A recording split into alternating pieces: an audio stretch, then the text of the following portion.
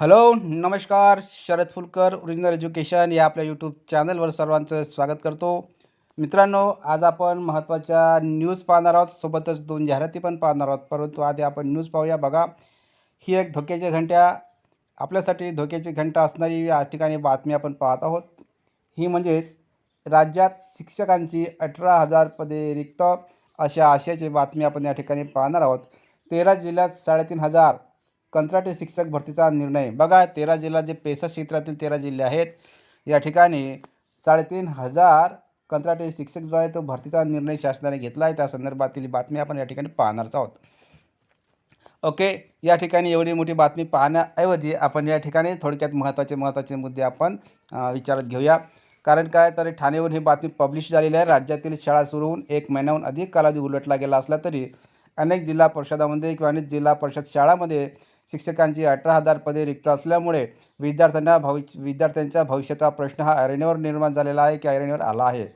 पर्याय म्हणून मात्र राज्य सरकारने कंत्राटी शिक्षक भरतीचा मार्ग काढला आहे आणि 13 जिल्ह्यातील पेसा क्षेत्रातील 3,500 शिक्षक जे आहेत ते कंत्राटी शिक्षक भरतीचा निर्णय घेण्यात आला आहे. मात्र या भरतीसाठी निवृत्त शिक्षकांना प्राधान्य देण्यात येणार आहे. शिक्षकाची कमाल वयोमर्यादा 70 एवढी निश्चित केल्याने या निर्णयावर प्रश्नचिन्ह उपस्थित केले जाते. बघा, या ठिकाणी शासनाला पण थोडाफार विचार करावा लागेल. कारण का त्यांनी हा विचार करताना येथील सुशिक्षित बेरोजगार आणि पदवीधर शिक्षकांचा विचार न करता सेवानिवृत्त शिक्षकांचा विचार केला असल्यामुळे व तेही त्यांची वयोमर्यादा 70पर्यंत असल्यामुळे आता या ठिकाणी जे शिक्षक लोक आता नोकरीवर आहेत किंवा शाळेवर आहेत त्यांचं वय ते कदाचित 70 वर्षे करतील का, हाही प्रश्न निर्माण झाला आहे. आणि दुसरा प्रश्न म्हणजेच नव्या उमेदीच्या शिक्षकांना हे लोक पदभरतीच्या म्हणजे पदभरतीच्या माध्यमातून रोजगार देतील का किंवा शाळेवर नियुक्त करतील का, असा अनेक प्रकारचा प्रश्न आपल्यासमोर निर्माण होत आहे.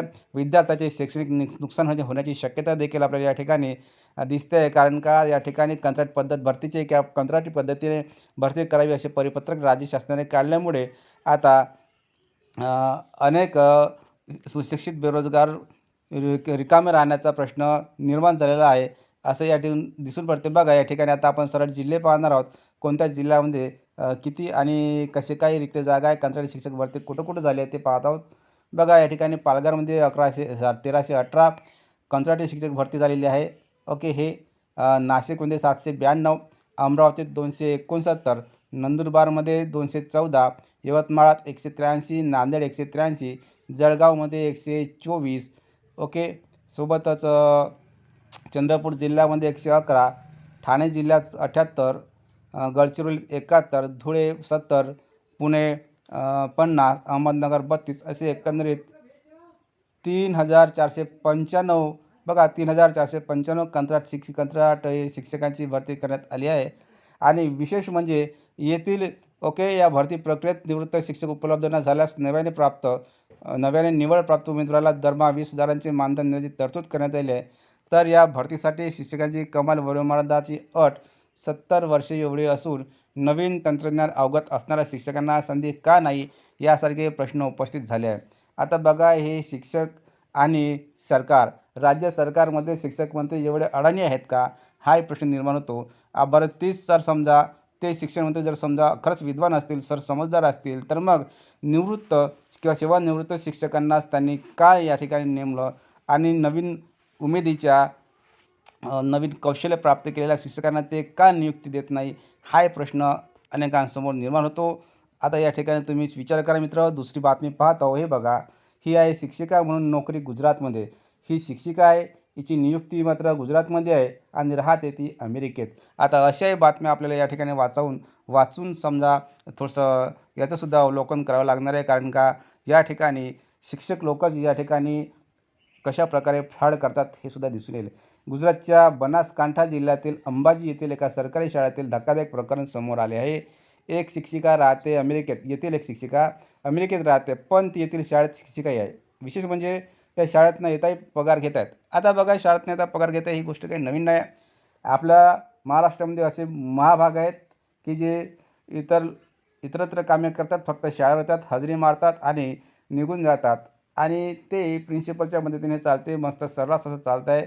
यासाठी संस्था चालकांची सुद्धा काही ठिकाणी परमिशन आहे. ओके, नाव सांगत नाही, पण अशा गोष्टी आहेतच. स्थानिक अधिकाऱ्यांच्या संगनमताने शक्य आहे. बघा, ओके, असा प्रश्न उपस्थित होत आहे आणि शक्य आहेच. मग या प्रकारे समजा तपासाचे आदेश दिले गेले आहेत. महिला शिक्षिका इच्छा असेल तेव्हा 10 महिन्यांनी दिवाळीला येतात. बघा किती शिक्षिका इच्छा असेल तेव्हा 10 महिन्यांनी दिवाळीला येतात आणि त्यानंतर 21 दिवसाची सुट्टी घेतात. बघा 10 महिन्यांनी एकदाही दिवाळीला येतात. येतात. शाळेमध्ये जात असेल, 21 दिवसांची पुन्हा सुट्टी घेत असेल, असे तपासात समोर आल्यानंतर सरकारी अधिकाऱ्यांमध्ये खळबळ उडाली असून सरकारने या प्रकरणी तपासाचे आदेश दिले. चालेल, मजा आहे मात्र या शिक्षकांची खरंच. शिक्षिका भावनाबेन पटेल, लक्षात ठेवा, शिक्षिका भावनाबेन पटेल या गेल्या 8 वर्षापासून अमेरिकेत वास्तव्यात आहेत आणि त्या क्वचितच शाळेत येतात. भावना पटेल यांच्याकडे अमेरिकेचे ग्रीन कार्ड आहे, तरी त्यांचे नाव या सरकारी शाळेत शिक्षिका म्हणून नोंदवले गेले. बघा पाहून घ्या रे भावांनो, तुम्ही पण असे करू शकता. गुजरातमध्ये जाऊन नोकरी घ्या आणि अमेरिकेला जाऊन राहा. ओके. सर्व शिक्षा अभियानातील कंत्राटी कर्मचारी मुख्यमंत्र्याची भेट घेणार. आता हे काही वाचत नाही, बातमीच तुम्ही पहा, देशोन्नतीला आलेली आहे. ओके. आणि आता विद्यापीठाच्या गुणपत्रिकेवर असणार QR कोड. बघा प्रत्येक विद्यापीठामध्ये कोणी ना कोणी फ्रॉड करून डुप्लिकेट मार्कशीट बनवली असते. त्याच्यामुळे आता त्या मार्कशीटवर किंवा गुणपत्रिकेवर मात्र QR कोड राबवला जाणार आहे आणि हा उपक्रम जो आहे QR कोडचा सर्वप्रथम आमच्या विद्यापीठाने म्हणजे नागपूर विद्यापीठाने हा राबवण्याचा विचार केला आहे. या ठिकाणी हे बघा, नागपूर राष्ट्रसंत तुकडोजी महाराज नागपूर विद्यापीठाचे नाव असलेली बोगस गुणपत्रिका एका विद्यार्थिनीकडे आढळून आल्याने आता विद्यापीठातर्फे गुणपत्रिकेवर QR कोड टाकण्याचा निर्णय घेण्यात आला आहे. ओके. बनावट गुणपत्रिका प्रकरणी विद्यापीठाने घेतलेला निर्णय आणि असा उपक्रम राबविणारे हे विद्यापीठ कदाचित भारतातील पहिले विद्यापीठ असेल, अशा आशयाची ही बातमी आहे. ही बातमी तुम्ही थोडा ठळक पद्धतीने वाचून घ्या. या ठिकाणी व्हिडिओ मोठा होऊ नये म्हणून मी तुम्हाला ठळक महत्त्वाच्या बातम्याविषयी अवगत करून देत आहोत आणि ह्या बातम्या तुम्हाला नक्कीच फायदेशीर ठरेल, यात काही शंका नाही. ओके. महाराष्ट्र राज्य शिक्षकेतर कर्मचाऱ्यांचे विविध मागण्यांसाठी निदर्शने. या ठिकाणी शिक्षकेतर कर्मचारी यांच्या विविध मागण्या आहे, यासाठी या ठिकाणी आंदोलन किंवा निदर्शने करण्यास सुरुवात केली आहे. ओके. कारण का राज्य सरकारने त्यांना कधी आश्वासन देऊनसुद्धा त्या आश्वासनाची पूर्तता न केल्यामुळे यांना असे निदर्शने करण्याची वेळ येत आहे. ओके. आणि ही सर्वात महत्त्वाची गोष्ट म्हणजे बघा, भारत सरकारचं रेल्वे मंत्रालयातर्फे अनेक पदांची भरती आहे. ओके. रेल्वे भरती बोर्डची हे केंद्रीकृत रोजगार सूचना क्रमांक 4/2024ची पॅरामेडिकल श्रेणीतील विविध पदांची भरती. मित्रांनो, तुम्हाला म्हटलं होतं एक जाहिरात 2 जाहिराती सांगणार होते, त्यापैकी पहिली जाहिरात ही जी जाहिरात आहे, ही जाहिरात ओके, पॅरामेडिकल संवर्गातील विविध पदासाठी पात्र उमेदवारांकडून अर्ज मागवण्यात येत आहे. अर्ज सादर करण्याची अंतिम तारीख 16/9/2024 आहे, म्हणजे 16 सप्टेंबरपर्यंत आहे आणि पूर्ण लक्षात ठेवा, सर्व बाबतीत पूर्ण असलेला अर्ज स्वीकारला जाईल. फक्त ऑनलाईन अर्ज जो आहे तो समाविष्ट केला पाहिजे. ओके. या ठिकाणी ऑनलाईन अर्ज सबमिट करा असं ते म्हणतात. अर्ज सुरू होण्याची तारीख आहे 17 ऑगस्ट आणि अर्ज करण्याची शेवटची तारीख आहे 16 सप्टेंबर. ओके. यांनी मस्त वय पण दिलेलं आहे बघा. डायटिशियन लेवलचे 7 म्हणजे एकंदर 7 पदे आहे. पगार आहे 44,900. C2 लेवलचं पद आहे. वय आहे 18 ते 36 वर्ष असायला पाहिजे, त्यापेक्षा जास्त नसायला पाहिजे आणि एकूण रिक्त पदाची संख्या आहे RKB 5. ओके. 7व्या CPC-नुसार वेतन पातळी 7 आहे. वेतन पातळी होय, लक्षात ठेवा, आणि पदसंख्या 1. ओके. दुसरा आहे नर्सिंग अधीक्षक 713 पदांची ही जाहिरात आहे. ऑडिओलॉजिस्ट अँड स्पीच जे आहे ते 4 पदं. क्लिनिकल सायकोलॉजिस्टचे 7 पदं. डेंटलचे 3 पदं. डायलिसिस टेक्निशियनचे 20 पदं. स्वास्थ्यावर मलेरिया निरीक्षक जे आहे ते 126 पदं. लॅबॉरेटरी अधीक्षक जे आहे ते 27 पदे.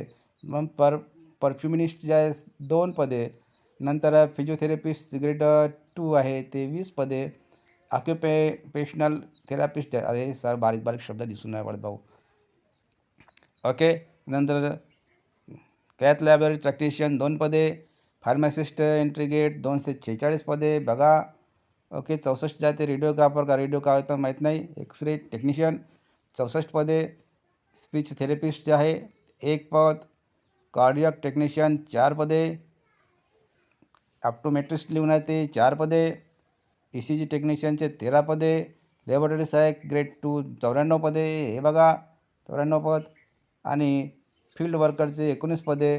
यामध्ये कोविड-19च्या साथीच्या आजारामुळे विहित केलेल्या वयोमर्यादेपेक्षा 3 वर्षाची सूट समाविष्ट आहे.